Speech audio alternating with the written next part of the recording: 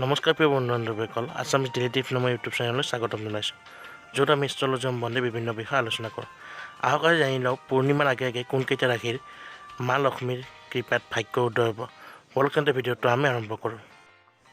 মা লক্ষ্মীৰ কৃপাত পূৰ্ণিমাৰ আগে আগে এইকেইটা ৰাশিৰ বিভিন্ন ধৰণৰ লাভ হোৱা দেখা যায়। এওঁলোকে বিভিন্ন ঠাইৰ পৰা লাভ পাব তথা ধন লাভ কৰিব আৰু বিভিন্ন ৰৈ থকা ধন এওঁলোকে লাভ কৰিব। এওঁলোকৰ ব্যৱসায় বাণিজ্যত উন্নতি হ'ব তথা চাকৰিত বেতন বৃদ্ধি হোৱাৰ যোগ আছে। লগতে তেওঁলোকৰ আৰ্থিক পক্ষ মজবুত হ'ব, যাৰ ফলত ঘৰত সুখ শান্তি সৌভাগ্য বৃদ্ধি হ'ব। এই ৰাশিকেইটাৰ লোকসকলে ধন সম্বন্ধীয় সকলো ক্ষেত্ৰতে সফলতা লাভ কৰিব।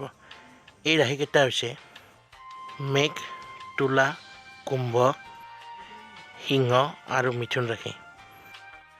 বন্ধু-বান্ধৱীসকল, এই পাঁচটা ৰাশিয়ে পূৰ্ণিমাৰ আগে আগে মা লক্ষ্মীৰ বিশেষ ধৰণৰ কৃপা লাভ কৰিব। যদি আপোনাৰ ৰাশিও এই ৰাশিৰ মাজত আছে, তলত কমেণ্ট কৰি জনাব। আৰু যদি ভিডিঅ'টো ভাল পালে লাইক কমেণ্ট শ্বেয়াৰ কৰি দিব। লগতে সদায় এনেধৰণৰ এষ্ট্ৰলজি বিষয়ক ভিডিঅ' হ'বলৈ আমাৰ চেনেলটো ছাবস্ক্ৰাইব কৰি দিব। ধন্যবাদ।